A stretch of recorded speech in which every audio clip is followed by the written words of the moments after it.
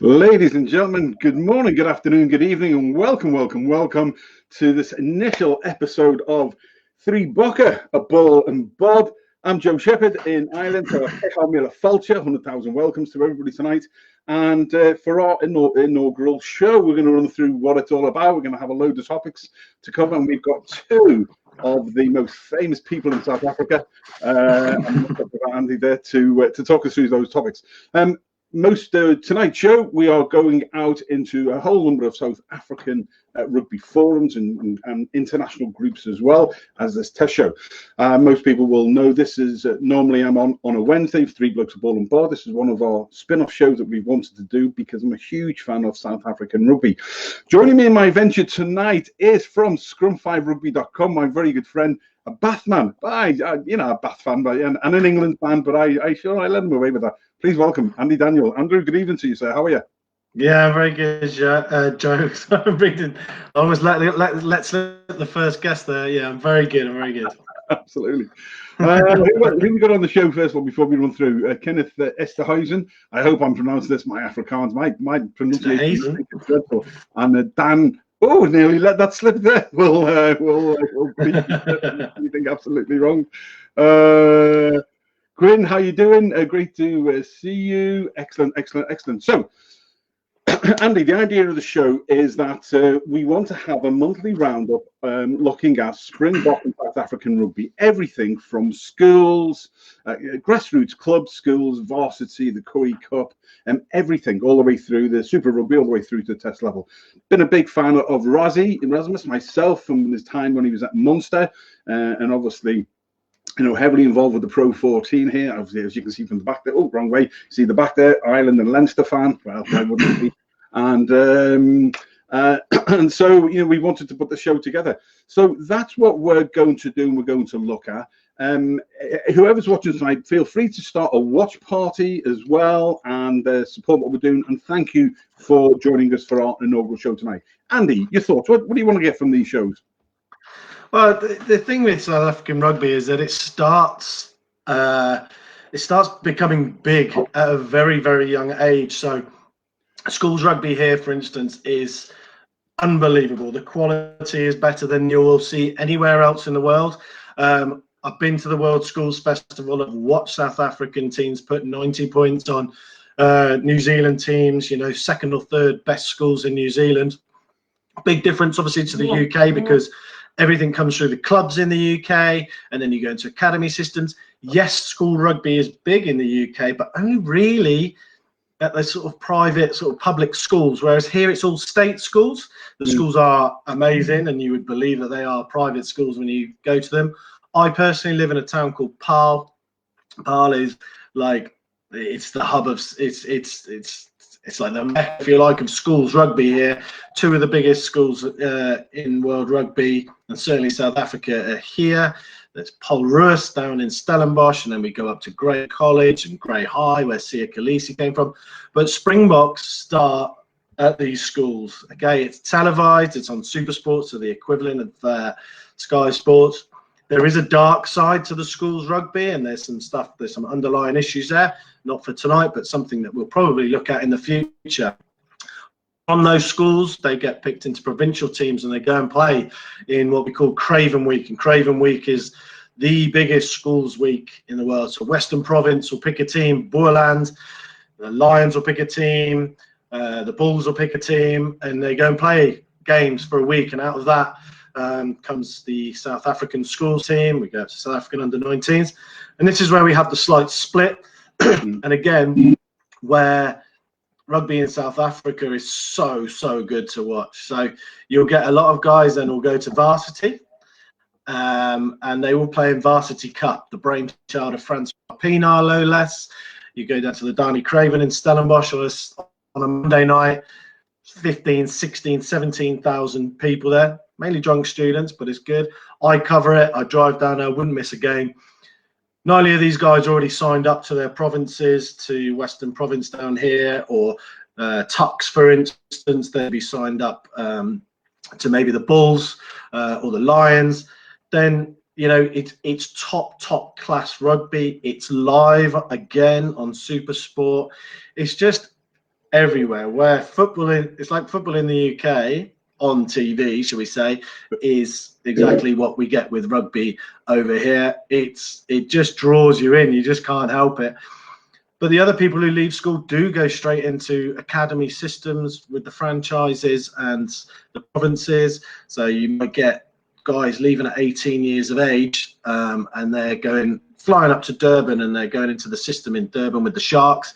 But what we're actually finding now is that a lot of people are getting big contracts overseas as well. And this goes back to why schools rugby is so big and where it's getting a little bit dark in places, because you're finding, I think about 25, 26 school rugby guys last year left the country and have gone to Montpellier and Clermont and places like that. So eventually Varsity Cup, and they come back and they meet again, and that's where we get to our provincial rugby, obviously the Currie Cup and Super Rugby. The club's not so big over here, but the competitions to those people are very big. The Gold Cup, for instance, was what we would class as sort of like National 1, maybe in the UK, something around that sort of level. John Smith at the moment is trying to sort of regenerate that, so that's trying to come back up. But that used to be the feeder, essentially, for Currie Cup and people to get selected to then go and play for the province. Obviously now with Super Rugby, the whole system's changed, but you can't turn a corner without seeing a set of rugby posts here, and for a geek like me, that's just heaven.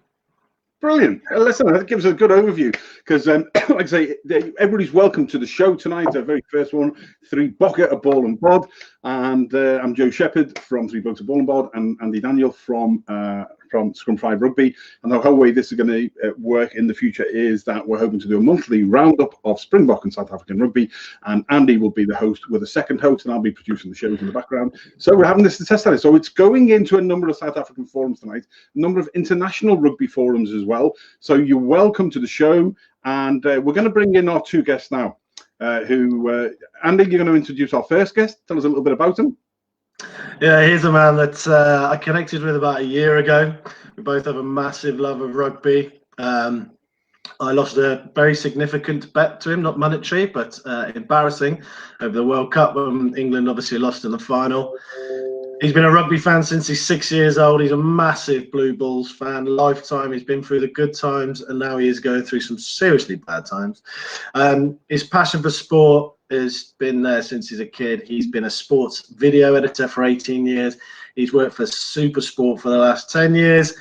And 8 years ago, he started one of my favorite websites, a complete sports website called yellowcap.com. Sorry, theyellowcap.com. His name is Jacques HENNING.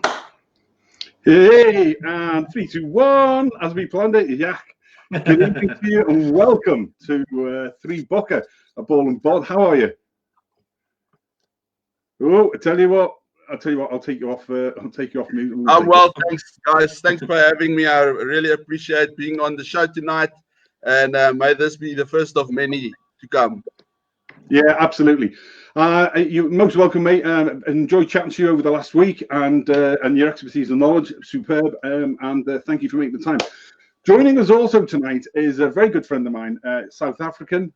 He is now living in Ireland. He tolerates me all the time, so that must be a good sign. I've learned so much from him. He's just a genuinely nice guy.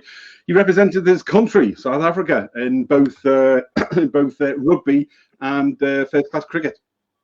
He's scrum half.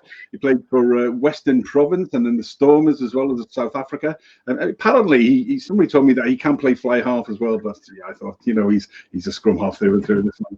He great first-class cricket as well for Northern Transvaal and Boland. I've got that spelled the pronunciation correct. He's a former coach to Leinster Rugby, back there, 4 times European champions, why not? Former coach to Leinster Women and the under-18s and under-19s, and he is co-founder and director of rugby at the phenomenally awesome Rugby Academy Ireland, which is producing the next generation of children in rugby in the right way. Please welcome the great Dan van ZYL. Dan, good evening, sir. How are you? Hey, Joe. I don't know what to say after that introduction. Probably the best introduction I've ever had, But No, I could thanks, see buddy. you. That's why I give you that brown envelope every Oh, Wednesday. I wish one day, once we get our rugby coming out and where you want it to be. Listen, I can see your face halfway through thinking, geez, I want to meet this guy. He sounds really good and interesting. Good. So, who else have we got on watching tonight? Don't forget, this is only going out to a select number of forums globally. Is our first tester show tonight. Ian Gilbert, though, is our ambassador extraordinary at Three Blokes out in Madrid. So, hola, Ian, who's on complete lockdown at the moment. Quinton says, interesting on this one. Probably won't get to do it tonight, but we will cover it, I promise, because I know it's a very, very emotive subject. One of the outcomes to bring it up, we've got enough time. We've got a number of topics to get through. We might not get through them all. You'd like to hear our views on the World Rugby refs level. There's been a lot of controversy. What are our views? Absolutely. Stephen Robeshaw from IVRFC. Go onto Facebook and look at International Virtual Rugby Football Club. The International Virtual Club was set up, I think, Steve, was it 2 or 3 days ago. There's about 1,200 in there. Great crack. People from over. And it's the sort of thing that we need to be doing more of during the COVID-19 lockdown. So, Stephen from the International Virtual Rugby Club online, then on Facebook, go and join that. I think that's going to be great crack. And Stephen's on our Wednesday show, Three Blokes next week. So there you go. Reenan Stellenkamp. Reenan, one of our he's a Tag Life, great quality stream. Good man yourself, Reenan. We look forward to having you on the show. Who else have we got on? We've got Reggie Hercules is on from Namibia. John Caroon is on from Ireland. Ryan is on. Look at that. And from South Africa in Falaboa. I hope I spelled that right. There we go. Right, there we go. On with the show. Jacques, welcome. Dan, you're most welcome. Andy, you've got some topics to take us through, starting with, you've done the setup and the overviews. Anything else you want to add to that? Or do you want to sort of move on to the club and franchise and how all that relates to Saru and get the guys involved? Yeah, I think we give him a big enough introduction, mate. I don't want to give him any more of an ego boost, you know. So, gents, obviously, let's not mention the word, but we know what's going on in the world right now. Let's talk about Super Rugby first and foremost, and where we were at with Super Rugby and where we would be if we just played at the weekend. I think it'd be fair of us to go through team by team, this quick overview. Maybe Dan, I'll start with you with the Lions. They're probably quite happy that it's been suspended at the moment. I'm talking just in rugby terms, obviously not in a humane term. Not a good season so far. No, look, the Lions is probably over the last, and being out of South African rugby for a while, although on holiday going back there every year, spend time with the Bulls with Alan Zondag when he was still there this year, and try and get around the place. But the Lions is probably one of my favorite teams. Not that I'm a supporter of the Lions, having played for the Bulls, Pumas, and Stormers, but the brand of rugby that they played over the last 3-4 years, was really exciting to watch as from the Northern Hemisphere. And I think this season has been a disappointing season for them. I think also the influence that Swayze would have had there over the last number of years mustn't be forgotten, and being a coach myself, I know it takes time to gel. They probably just have to get that balance right again from where to play the expansive rugby that they want, and probably sort out their defence a bit more. And although not having a good season, I think there's a couple of youngsters that's really coming through. And who are you talking about there? Oh, look, I think, if you look at their pack, there's not going into specific names, but as a unit, I think, looking at their age profile and so on, there's a lot of young guys that I think in the next 2 years, we will hear a lot about. Yeah. And Jack, the Sharks, unbelievable start to the season. Let's talk like we're assuming it's going to start again. Fingers crossed it will start again at some point. Backline, unbelievable this year. They seem to have found a steely edge that they haven't had in the past. What's your views on the Sharks this year? Yeah, geez, the Sharks has been pretty amazing. I was quite interested to see with all the players that they bought, in the off season, how they were going to get them to gel, and surprisingly, they did get that right, which is amazing. And I mean, I think they're gelling unbelievably well. I think if there's one team that's pretty bleak about the season coming to a halt, it's obviously the Sharks of all teams. So yeah, I think they must be really hoping that that it will come back on again. But I know also that they were in desperate need of just having a break. So I think they're making the best of this time now. I just hope that it doesn't cost them when the tournament does hopefully get back on, if it does. Because I mean, we've seen what breaks do to some teams. Sometimes it's not a good thing. So I mean, they've had the momentum. Will they be able to maintain it? Only time will tell. I think it's interesting you mentioned a break there, to be honest with you, because the Stormers are probably another team that are desperate for that break. It's funny how it seems like the forwards, any forwards that won the World Cup last year are just falling apart at the moment. Yeah. Obviously, Khaleesi, du Toit was very well. The story around Pieter-Steph du Toit almost losing his leg was pretty scary in itself. And then Kitsoff and people like that. But the Stormers actually, in my opinion, the Stormers started well, solid, if that's probably the word for it. Great start to Dobson's career as the sort of head coach of the Stormers and stepping up from the Currie Cup, obviously. But yeah, do you think the Stormers, for either of you guys, do you think the Stormers are able to notch it up to the next level? But the one thing I will say is them signing Jamie Roberts, obviously I've watched him a lot. I thought experience-wise was a great shout, but not necessarily as a player. Then I went to watch the Stormers live at Newlands against the Bulls, so obviously you get to sort of concentrate on one or two players. And actually, he's clearly taken a huge leadership role in that team because defensively, they've been superb. They didn't concede a point for the first two games anyway. They've managed to hang in there against sort of Lions away or anything. Do you think the Stormers can really step it up now and potentially get to that level that the Sharks are at? Look, for me, the Sharks is the informed team, and going back just to what I said about the Lions, I think Sway's created such a good culture there that to continue that culture without him is reasonably difficult. And then with the Sharks, there was all rumors about the culture probably not having been that great under Robert, and I think there's a new culture and a freedom to play which excites the players and probably why they're playing well. I think with the Stormers, it's pretty much the same. A change of guard. Dobson is very much a coach that's come through all the age grades with all the players. How much depth the Stormers have would be my worry, in key positions. And just on your point of Jamie Roberts, at first I thought as well, geez, there's a lot of Northern Hemisphere players that I would love to see playing in the Southern Hemisphere.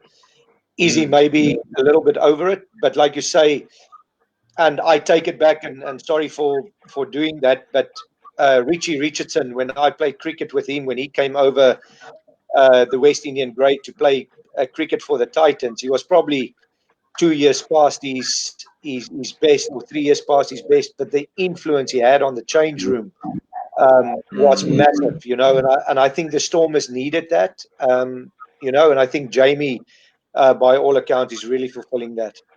I think. Yeah, I know. Sorry, guys.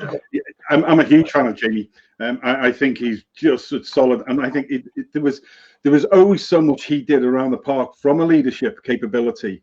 That was probably unsung and unseen because you had other people there, and it's only when you put him into a position like this. There's no, he'd probably say himself, he may be a year or so, past where he was.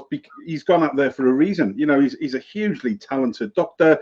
He's a very, very experienced player, and it's those sort of things. It's a bit like you, Dan, still playing now. It's a bit like all sportsmen, isn't it? It's the brain, it's the vision, it's the capability, it's the positioning, it's the it's that infusing the leadership principles into the team, building players up into a team. And you know, I suppose it's slightly more difficult in the position you're playing if you're playing in the centre, because it's so much of an active role, and it's so fast. The Super Rugby game is so fast. But I suppose that the main point is that you've got that extra second with that experience to be aware of what's going on, and you know things are going to happen. Joe, for me, having been involved in a couple of teams, you know, it's the mentorship around that those guys bring. You know, from my own playing days, you know, we had Corne Krieger, Bob Skinstad, Sean Roux, Hendrik Gerber, great loose forwards, but we brought in Dwayne Monkley, also a guy from overseas, you know, from Waikato, and the influence he had on the team away from the training ground, you know, away from game day and so on, was massive. You know, I think Rossi last year with Skulk Brits, bringing him into the World Cup team, you know, for the whatever reason, you know, but it's really those guys, the thing that they do off the field counts for almost more than what they do on the field, you know. Cool. Right, I'm just going to take Andy, before you crack on with Jack, I'm going to take Harry Russell. Harry, great to see you. Yeah, good to catch us live. Normally he's on follow-up. Reginald Hercules he's put the back up again. Only team to look out for is the Crusaders. All Blacks fan from Namibia, obviously. Well, we had one back here, Martin Buggy, our good man Martin, youth coach from County Wexford here, my good friend. Interesting show. Anytime you learn something new, it's a good day. Interesting to hear the structure from the schools of always like South Africa. The 95 Rugby World Cup team is still his favourite winning team. Francois is his favourite captain, and Joost, the legendary Joost, the soul, always his favourite 9. I think not you, Dan. Apparently, I think different styles. He's not getting invited up to the Killer Spar, is he? Anyway, in all seriousness. You know, the Bulls as his South African team, he keeps an eye on them. Tough times at the moment. Kind of reminds me of Leinster in the bad old days. Hopefully they'll have a new dawn at some stage as well. There we go. Great lads, and I say lads, this is predominantly a South African audience tonight, so I'll point this out for one time only. In Ireland, we say lads, we call everybody lads. Even the girls call girls lads, so it's no offence to any lovely ladies who are watching us tonight. But you are all welcome to the show. Moe Lester says we're on the right place, Joe lad. Indeed we are. Thank you. Andy, back to you, sir. Yeah, no, one to go, and unfortunately, Jacques, we're going to have to talk about your beloved Bulls, I'm afraid, my friend. Not good, hey? Not good. Do you know what? I'm just going to leave it there. Go for it. Offload, mate. You know, a friend of mine actually told me just as this lockdown was about to happen, it's like, you can't believe that this thing is happening because the Bulls was about to turn the corner and now they want to stop the tournament. So anyway, but that's just a joke. Yeah, this was not it wasn't a great season. And in that regard, I wouldn't want the season to carry on. But you know what? What happened has happened. There's got to be a winner. There's got to be a loser. And at this stage, the Bulls are not in the running at all. The talent, there's a lot of talent there, but somewhere something's missing. And just watching what's going on at the moment, and I don't want to jump the gun because I know you want to speak about it later probably. But I think with Jay coming in, a lot of changes are going to come, and I think a lot of good things are going to come, and it's needed. I don't know if Puerta is the right guy for the job anymore. I don't know if Super Rugby is just a little bit above his fireplace, if I can call it that. Yeah, it's just, look, there's not much to say about the Bulls at this stage. The talent, I think, is there. But like I said, something else is lacking. Look. So you touched on that. Sorry, go on, Dan. No, sorry, you go ahead. No, I was going to say, obviously. Can I just jump in very briefly? We've got a couple of lads on here tonight who are clearly trolls. I don't tolerate it on Three Blokes, Ball and BOD. We won't tolerate it on this show, so piss off now, okay? Because otherwise I will find you. I will ban you from Three Blokes. I'm not having any of that sort of rubbish on this show. This is a quality show. These guys are legends. They've given up their own time, all three of them, to bring education and information and to engage and to share. And we're not having any of that rubbish on here. So both of you guys, I'm not even going to say your names out because you don't deserve it. But that's my putting a marker down. Myself and Andy and the lads, we will not tolerate that on this show. We don't tolerate it anywhere else. So if you want to do that sort of stuff, there's plenty of forums out there you can bugger off to as well. Andy, sorry, back to the show. And Jacques, my apologies for being. No. It's bang out of order. He's throwing me out. Listen, guys. So the Bulls. Let's talk about the Jake White appointment. Is this a little bit harsh on Human, the appointment of Jake White? Because by all all accounts, it seems that Human's going to walk away. Jake White's obviously going to take the lead on this next year and moving forward. But it seems that he's well connected, and it seems like he's in a good relationship with the Rupert family. That they've helped out before. There's rumours of Willemse coming up from the Stormers. Is this a new dawn, or is this someone who is just going to talk? Someone who could potentially rock the boat a little bit too much. Look, if I could just say there, having spent time, as I say, in July there, when I was over on holidays with Alan Zondag and so on, he tried to put some structures in place and so on. And obviously got a young coaching group with Chris Rousseau and so on being there as well. I think Puerta is a terribly nice guy, but the one thing that was evident from watching rugby training sessions that all over, is the Bulls lacked practicing transition play. And I even questioned Alan on that during that time, and say, look, they practice all the first phase possession and they practice in contact skills in isolation and so on, but there's no transition play training that happened as such, and I think the game has gone where transition play is a massive part, and I think that was for me one of the problems. But the other problem I think has come in on probably team selection in some instances as well, because like the Bulls leading with 20, 30 points and then changing just for the sake of changing, that cost them in a couple of games, and I think coaches can fall under that trap. Actually all three guys in charge there now, Alphonse Meyer, I had dealings with when he was head of Tix cricket, when I used to play there. Very astute guy. Willem Strauss was with the Pumas when I played there back in the day, and has always done great work. And I think Jake, one thing that he achieves is he might not be the best coach, and he's got his own philosophy that's different, and probably some people will say old school, me included, but he gets great people around him to do the job for him, and he's a great recruiter. That's probably his best job, and people back him in that. And I think that's going to be instant success for the Bulls, is the players that Jay can attract towards them. Jacques, do you want to add to that? You're obviously quite excited about the appointment. It was really nice to hear what Dan was saying now. I mean, obviously having a bit of inside knowledge there, having attended some of the practices and stuff, and that's really interesting.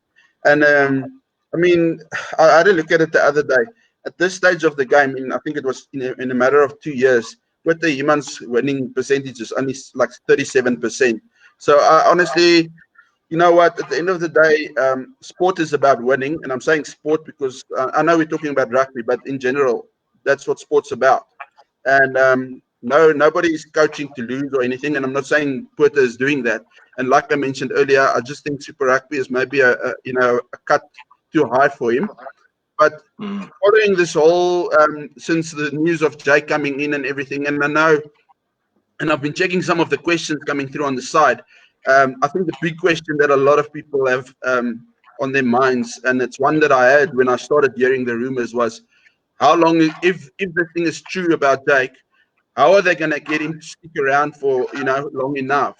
because I think one of the other problems we've had at the Bulls is whether it be players or coaches, they come in and then they just there for a while, and then as soon as things start to happen, then they leave. No team needs that kind of sorry, I don't know what the word is now, I forgot it.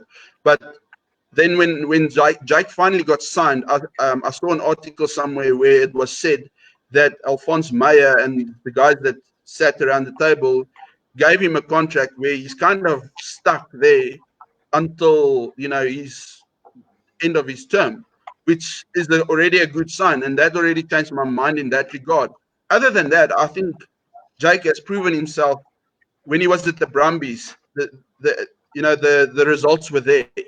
When he went to the Sharks, the results were there. But every time he left when it mattered most.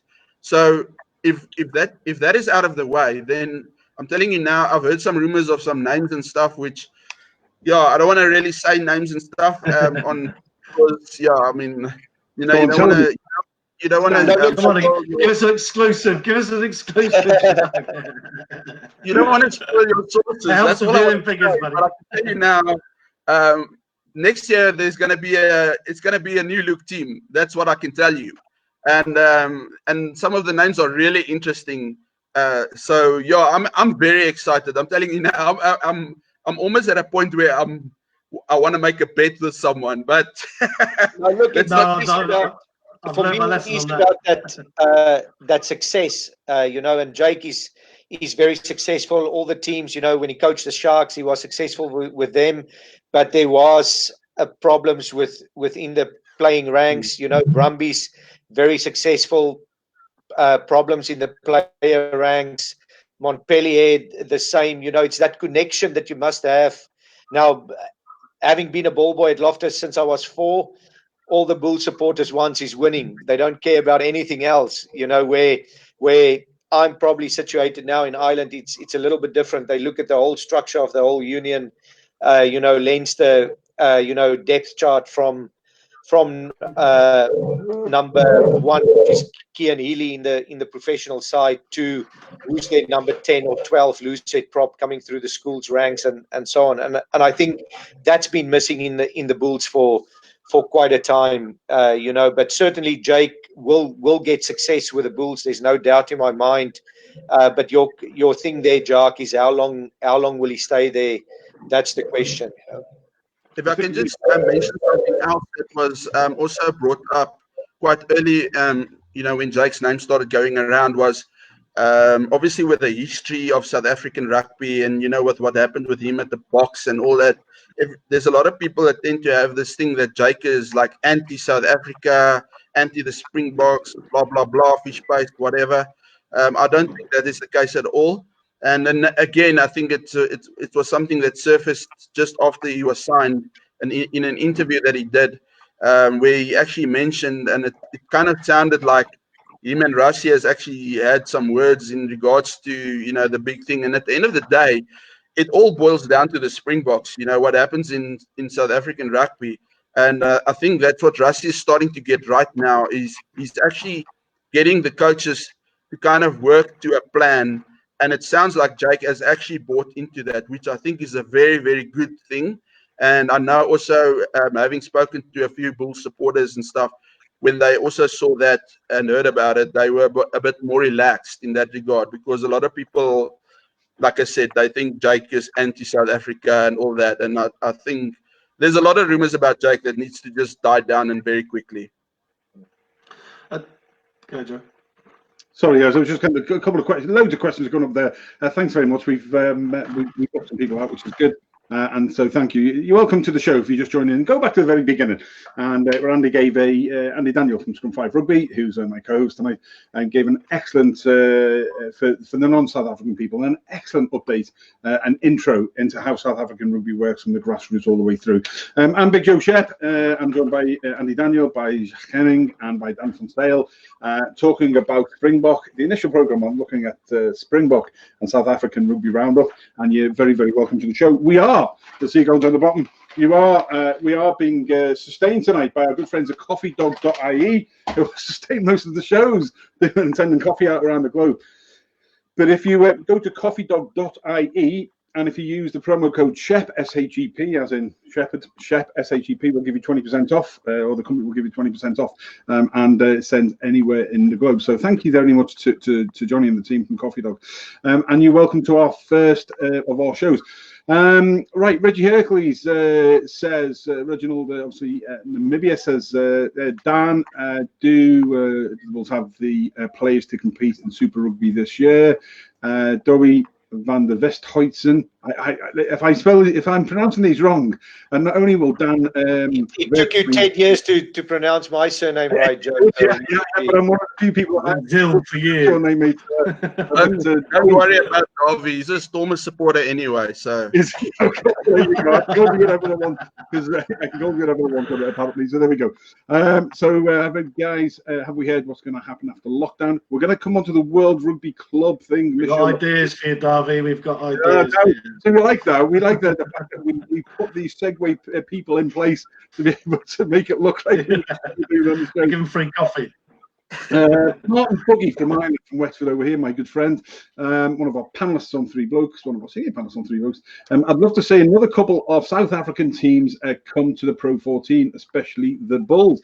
That's an interesting one. We might we'll just sort of maybe just touch on that one. Quinton says, Jacques, you're 100% right. Look at Mitchell previously with Bulls. Hopefully Jake can stay there. Seems to be a recurring theme. I'm picking up so much tonight, guys. Absolutely picking up so much tonight. It's a real pleasure to run this with you.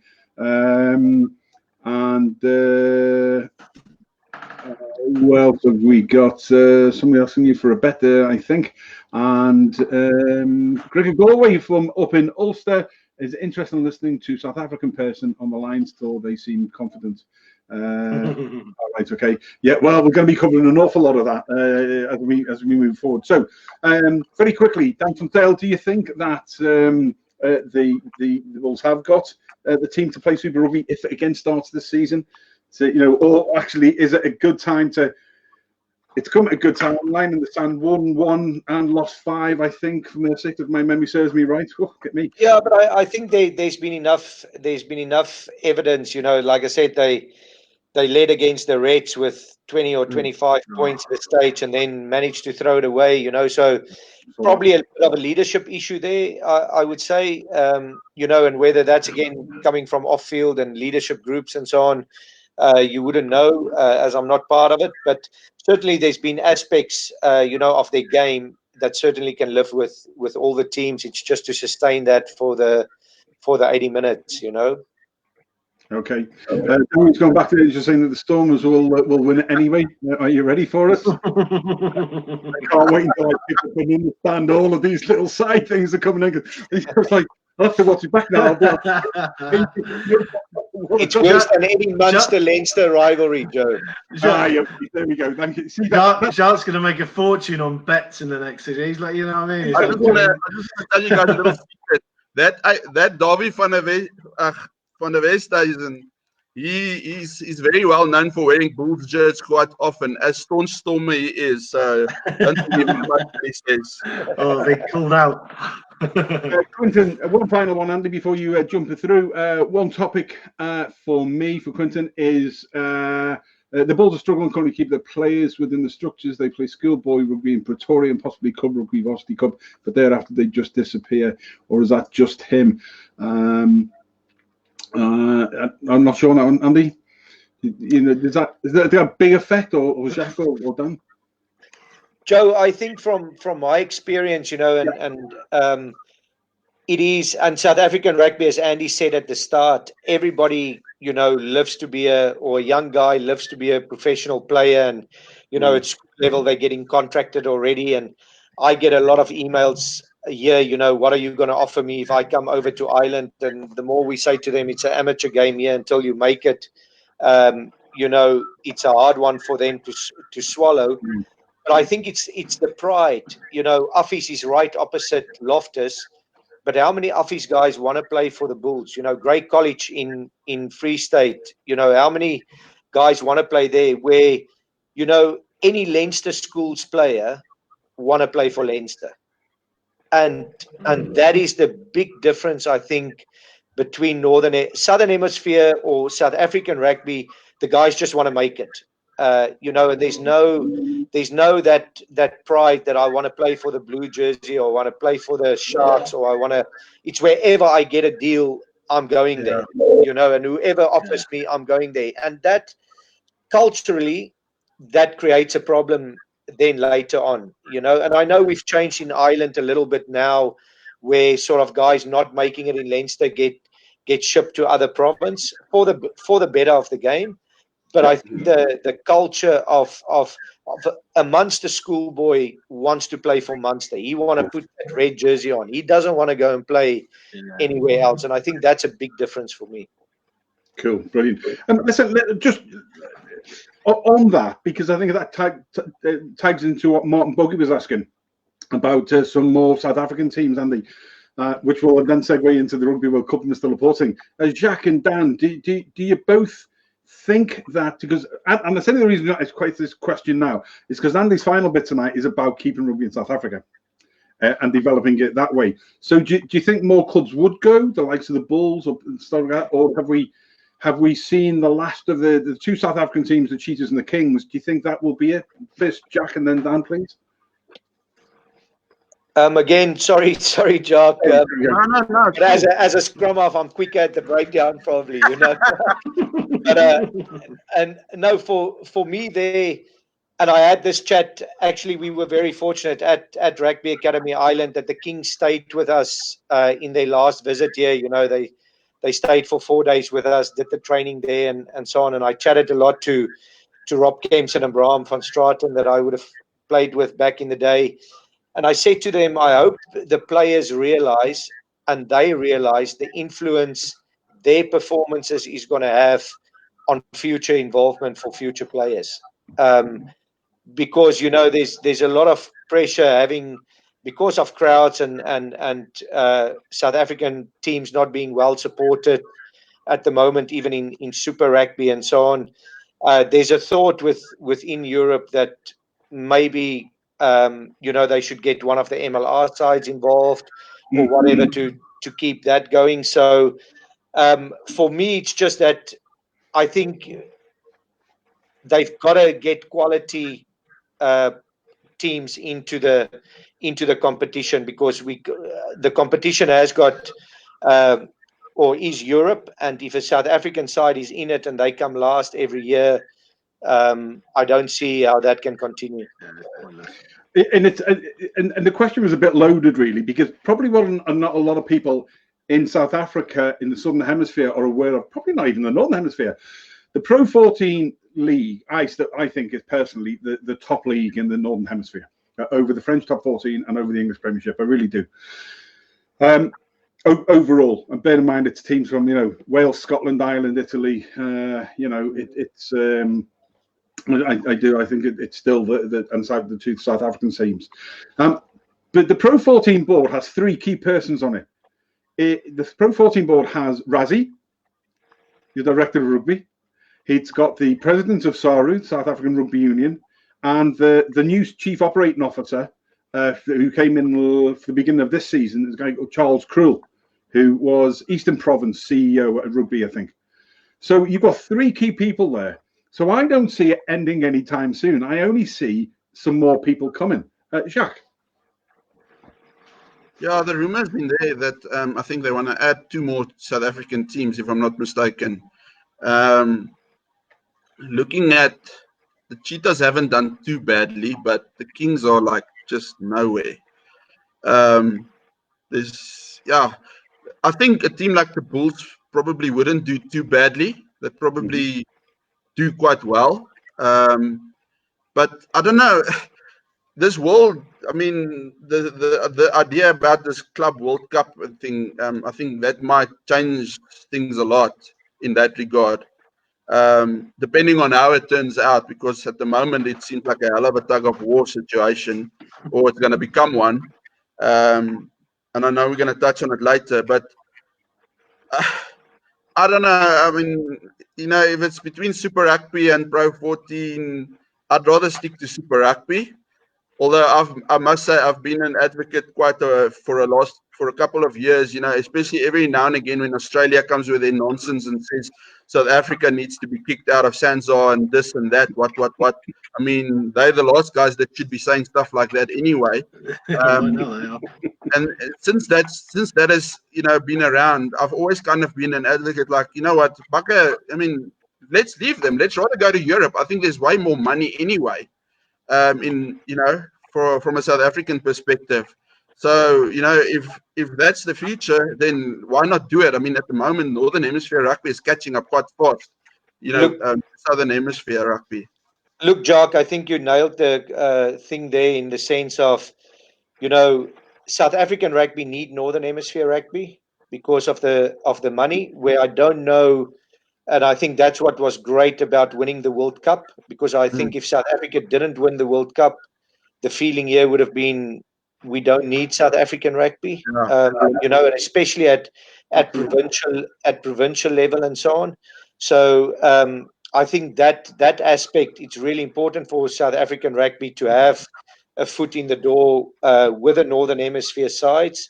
And then it is that question, you know, like, in all fairness, Leinster, Munster, Connacht, they go down with B and C sides, and they still do well when they play in South Africa. And I think that you can't fight on two fronts, you know, with the Cheetahs trying to compete at two different levels and so on. I think you've got to set your house in order and then say, okay, we're only going to play Pro 14, and then I think we'll see the best of the South African sides. I've been very impressed, guys. I've been very, very impressed. I went to see Leinster versus the Cheetahs in the pouring rain, actually, with Martin Buggy a few weeks ago now. And the score didn't belie how well they'd done. Defensively, True, very true. Offensively, I think the running rugby that the South Africans play is outstanding. Defensively, it's dire, and that doesn't. And that's the two teams in the Pro 14, the Cheetahs and the Kings.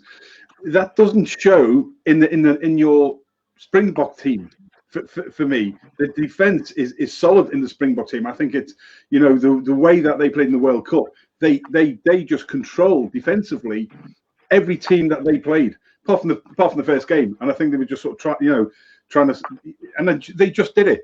And it was one of those things that I think was overlooked in the World Cup by a lot of people. How well defensively, for me, you know, as a you know, a club playing one time sort of prop forward, tight end prop forward, I thought it was very, very good, and that allowed them to then go on the attack more. So I think that was really, really good. So for me, and just finally on the Kings, I think the long-term benefits of the Kings will probably take another 2 or 3, maybe 4 years. Now that they've got a long-term sponsor with Isutu, they do need more players in and stuff like that. So I think it will come. People want things, you know, so quick and fast nowadays. So I think it will come. I think it just needs a little bit more time. Sorry, guys. There you go. That's my thoughts. No worries, James.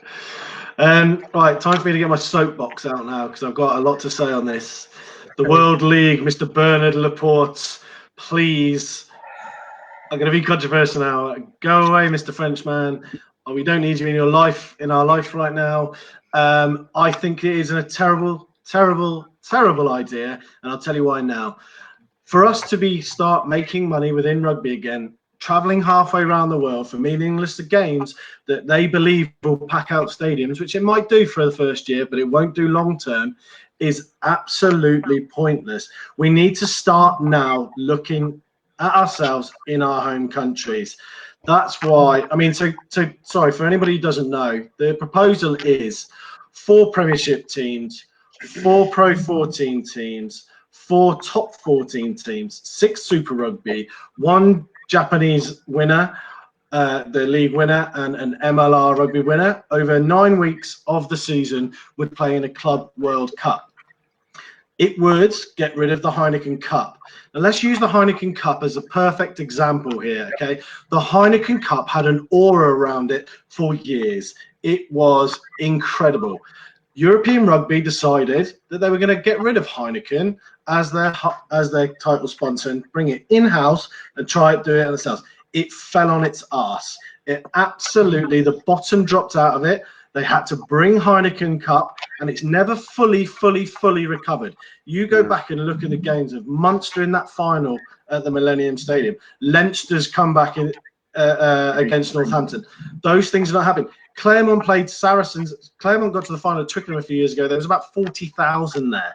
Like, you couldn't get a ticket for a Heineken Cup match, let alone a final, years ago. And what I'm saying is people are just getting greedy and they're trying to make a quick buck. What all these associations for me should do, and let's just talk about South Africa. What South Africa should do now is go, this Curry Cup this year has to be the biggest Curry Cup that we have had in 15 years. Don't get on a plane. Don't try and fit a round peg in a square hole yet again by including the Japanese team, by it's all inclusive and everything like that. Yes, great. For a year, everyone loves it. And then again, it just falls on its ass. The Japanese have to leave because they can't afford to be in there. The Argentinian euphoria has damaged their national team. It goes on and on and on. So what I'm saying is make the Curry Cup this year the biggest you can possibly make it, because the June and July tests are going to get cancelled. They're not going to happen. We need to accept that. Newlands needs a swan song. I don't care what anyone says. Newlands needs a swan song. Right? Let's have a nice little Curry Cup final there. And what I want is that to get all the international players, because they will be chomping at the bit, will be chomping to play rugby. Throw them in there and go, guys, you are now Western Province, you are Bulls, Lions, whatever. Absolutely throw them into this Curry Cup. Give the sponsorship away next to nothing for 3 years, but agree that to make enough money to get by, but agree that, so say it's Vodacom, just for whatever, Vodacom have to literally plow this thing and put the onus on them to fill the stadiums and get the feel good back, get them wearing the retro shirts, get them going back to 2000, Western Province in just blue and white, get that feeling back that South African domestic rugby is the place. Remember those massive clubs? Jacques, you'll remember those massive clubs. Dan, you probably played in half of them. Those huge Curry Cup games where you pack at the stadium, you build the local rivalries, and you make the tickets accessible. You don't outprice people, and you build these huge local derbies again. And actually, the people within the country will be putting money back into the clubs, not half of it going to the Crusaders, not half of it going to Saracens. Let's be honest, they don't need it. And actually, let's look within. I think France, England, Ireland even could even look at the same. And really, especially New Zealand with the NPC Championship, get those players and wheel them out. Sia, sorry, mate, but you're doing media work for the next 2 weeks. He would do it. You know they will do it, and make the Curry Cup huge, pack at the stadiums, and keep the money in South Africa and in the unions. And now I'm going to step off my soapbox. Look, Andy, I'm a massive Curry Cup fan, and like that old Santam Bank ad that they had back in the day when is elke jong seun se droom om in die Santam Bank Currybeker te speel, jy weet. So, and that's how I grew up, and having played for two big unions and then probably a smaller union in the Pumas, but with the Pumas, when it was a 14 province Curry Cup, SWD, Pumas itself, there was games that the big unions didn't want to go to and play. And like you said, for us to arrive at Witbank and we play against the Sharks or Western Province or the Lions, and the old Johan van Riebeeck Stadium would have been packed. That created a real buzz. I know life goes on, and there's a lot more money in the place, but I would agree this is probably the opportunity this year for South Africa to do that, to go back to a real, not a one round Curry Cup, but a double round home and away, and really put the emphasis back on that. Brilliant, Jacques. I'm going to give Andy a bit more time just to come back down. I'm bored of commercial decisions that don't work. we're sending you some coffee, as you know, from watercoffee.ie. So when you empty it, mate, what you do is you keep that close to you so you can breathe into it. Andy, with that long lockdown, you've got to save that glass of wine, but. Mate, luckily I work for an alcohol company, so we're all good. But I'm almost out of beer. It's bad news. Jack, what's your thoughts on this on the World Cup proposal by Bernard Laporte? Sorry, what did you say, Joe? Sorry, Jack. Your thoughts on Bernard Laporte's proposal for a World Cup? Sorry, mate. Well, I mean, whatever Andy said when he started off, everything he said about Bernard there, I'm 100% next to him, not even behind him about that. I mean, I don't know what's up with that guy. Honestly, whenever he's in the media, there's something controversial going on. And I was actually trying just to catch up on the whole story, and I saw the president or the CEO, chairman of the Heineken Cup, or whatever you guys call it, the European thing. I saw, his comments today, and what I found very interesting was that he apparently spoke to Bill Beaumont about it, and Bill Beaumont told him in no uncertain terms that he's not even aware of this proposal, and nor has Laporte even spoken to him about it. On the same article, there's a video where this thing is being explained, and it says there that Bill Beaumont is very much aware of it. So anyway, that's already a bugger up there. But no, I think the whole concept, I like the concept, but I don't agree with like taking away the Heineken Cup and that.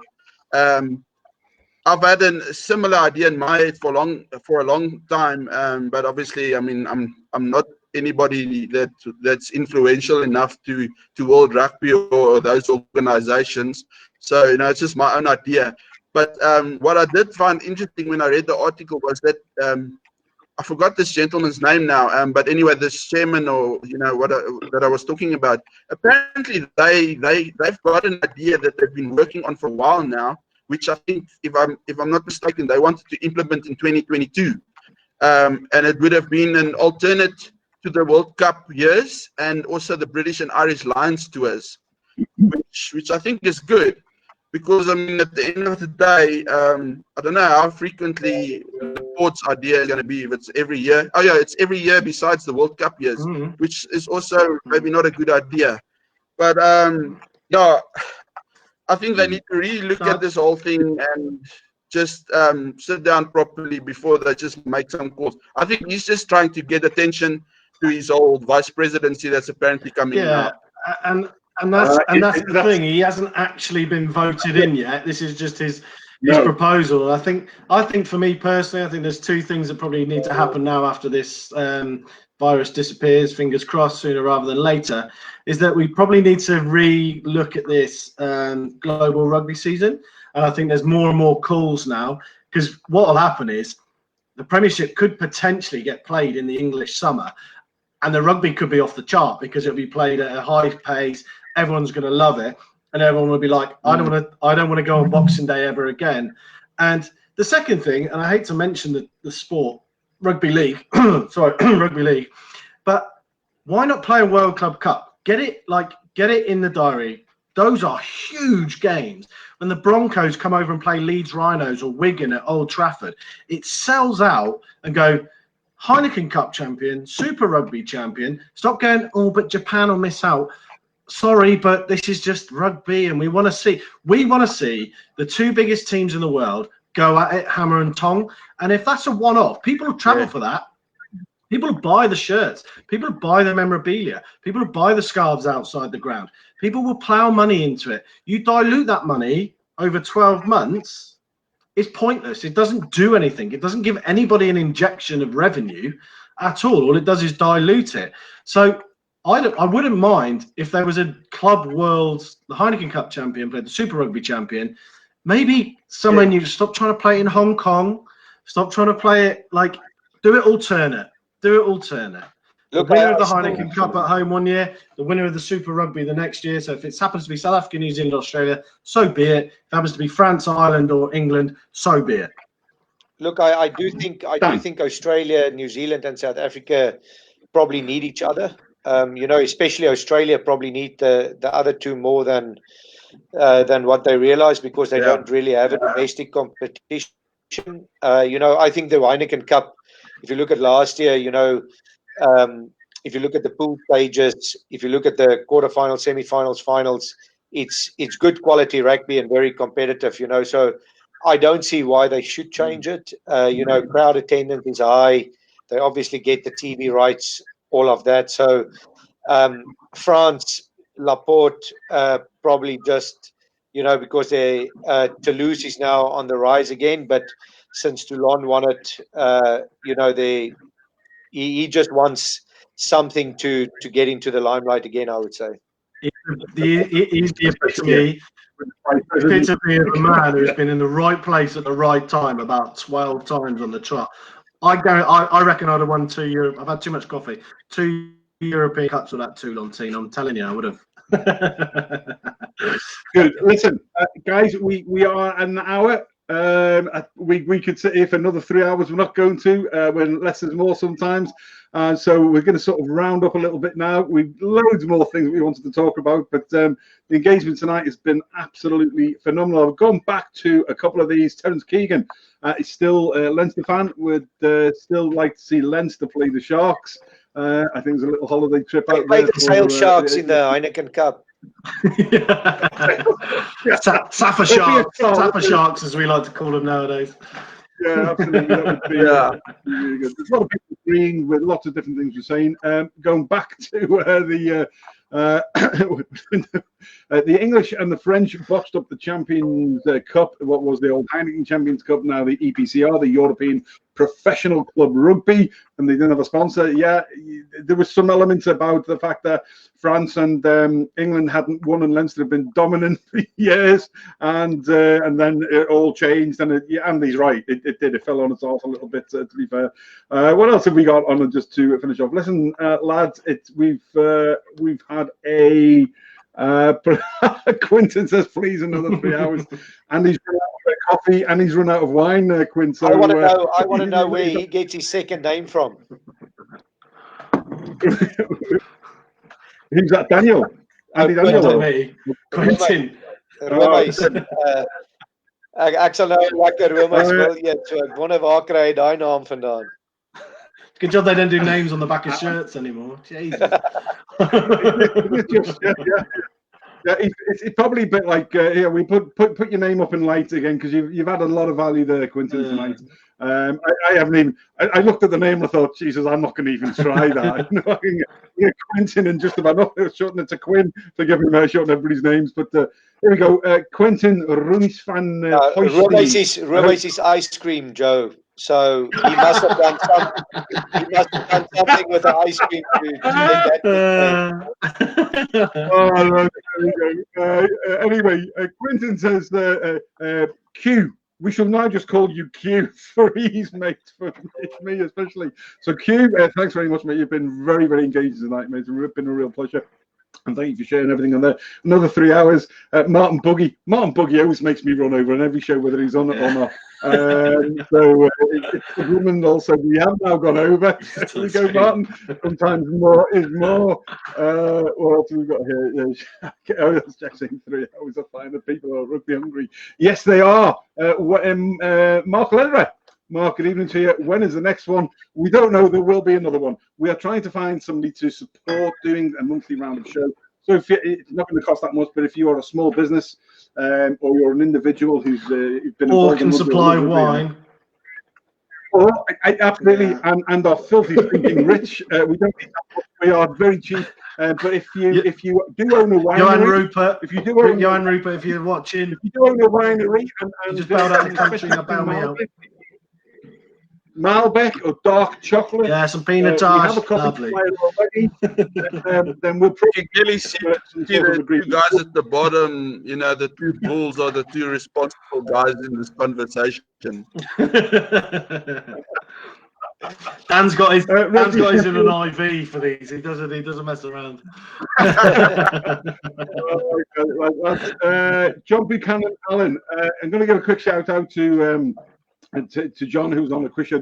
John is from Rugby Fanatics Talking, and I saw, thank you to Rugby Fanatics Talking, whether it was you or, and to International Rugby, who have some of the same admins and mods on it, for starting watch parties tonight, guys. That's really helpful to us, so thanks very much for that one. And just to answer your question around about way, Mark Lederer, we don't know. There will be another one in the next month. And longer term, that's what we're looking for. We're looking for a supporter, so we'll do a couple to start off with, but we think that a monthly Springbok and South African rugby roundup show on monthly would be just a fab thing to do.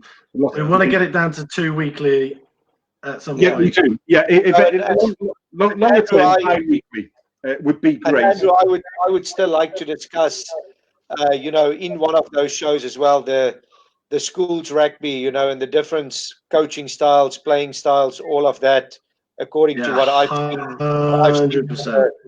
over years and so on as well, And unfortunately, Ball boys were supposed to come and tour now, and they didn't get that opportunity with COVID. That got us all by surprise. But I think just to explain as well why Irish side, St Michael's, Blackrock, all of those great sides, why they can't go and play, say, on the international tournament that you guys normally have over Easter and that sort of stuff as well. Yeah, it is. Schools rugby is a 2-hour program, I tell you. It's going back to what one of the viewers said earlier on tonight. What's going to happen post-COVID? We don't know. I tell you what, there will be some rugby teams who you will never see play again. There will be some rugby teams who go out of business, or will be looking for new names, new sponsors, new everything. The world is changing. It will, and then in good ways, we have a chance to reset. To reflect, to reset, to refocus, to regenerate. There's a nice little 4R model, isn't there? To reset ourselves as humanity. There will be different things. What happens from here on in? In Ireland today, we're on lockdown. It was extended from, it was meant to finish on the 12th of April. It's now extended to the 5th of May. It's going to happen more. We haven't got to the top of this year. I think most of the rest of this year, you can write off personally. There's people making plans all round. The important thing, lads, is that we get everybody through it as safely as we can. So we stay in lockdown. We do what the authorities in each relevant country says. We play the game and we look after people, because without people, we don't have our rugby. We don't have each other. We don't have anything. Although in South Africa, they just asked for a small little break just to go to the shop to fill up the bars. But they've been going to the shops, but it's unfortunately with bricks and and hammers. Brick-shaped key. Yeah, absolutely. Lads, on behalf of everybody who's tuned in, watched tonight, and will watch it back and watch it on catch up and done watch parties and shared it, thank you. It's been a fab. It's been an honor for me to do this. It's been 15 months since I had the idea of wanting to do a spin-off show for South Africa, and a number of other spin-off shows. But I'm really pleased that this is the first, outside of the Wednesday shows and the Monday show we do with Kigo, the first spin-off show that's into a niche market. Hugely thankful to Jacques HENNING from the Yellow Cap .com. Yes. Yellowcap.com. Yeah. Thank you so much. No problem at all. And we will have you back on again, mate. And it's been a real pleasure. And I've learned so much. And we'll keep that little group together. And to my good friend Dan van ZYL, who I look forward to when this finishes, mate, and we can grab a beer and another bit of scoff up at the wonderful Killashee Hotel and Spa, where you are co-located with Rugby Academy Ireland and everything you're doing for the next generation there. And Andy Daniel from Scrum 5 Rugby, pleasure, mate, and great. And I know that the plan longer term is that we have got a second host for you to do it, and nobody wants to look at my ugly mug, and I'll produce it and put the shows together, and you host it. Dan's right. There are tons and tons of topics. So what we may do is get them to sort of set the topics for the next show, which will probably be in a month's time. And 2 weeks. 2 weeks. Well, Dan, you've got final vote. 2 weeks or a month. The problem I've got The problem I've got is that on a Monday now, we've got the COVID-19 Rugby and Sport show, the Kigo and Big Joe show. On a Wednesday, we've got the usual. But no one in South Africa cares about that. They only care about this one. They do because I'm in so many South African groups. So, listen, stay safe, everybody. We will have another show. We'll get one done as soon as we can when we fit it into. I've got more wrong. I had more of a global rugby calendar than bloody World Rugby had, and it's all gone out the window. And as these guys, give Bernard a shout. I've had to give Bernard a shout. Yeah, we'll give everything now through to August. So we will get another show in for you, lads. It'll be a couple of weeks, but until then, thank you for cheers, everybody. boys. Thanks a million. Daniel, thanks to guys, and thank you to Dan Van ZYL. I have been Big Joe Shep, and as my Afrikaner is absolutely crap, I'll leave it in my traditional Gaelic Irish farewell, which is got a slangerful. Thank you, a million thanks, and we'll see you all soon. Stay safe. God bless you all. Have a wonderful Monday. What is it? No, I tot ziens, and then Sawubona. Tot ziens, Sawubona. There you go. Thank you, and goodbye. There you go. I'll get there one day. Cheers, lads. Take care. We'll see you all soon. You three stay in the studio 30 seconds. Thanks very much, guys. See you soon. Dan just disappeared. He's right. I'm off.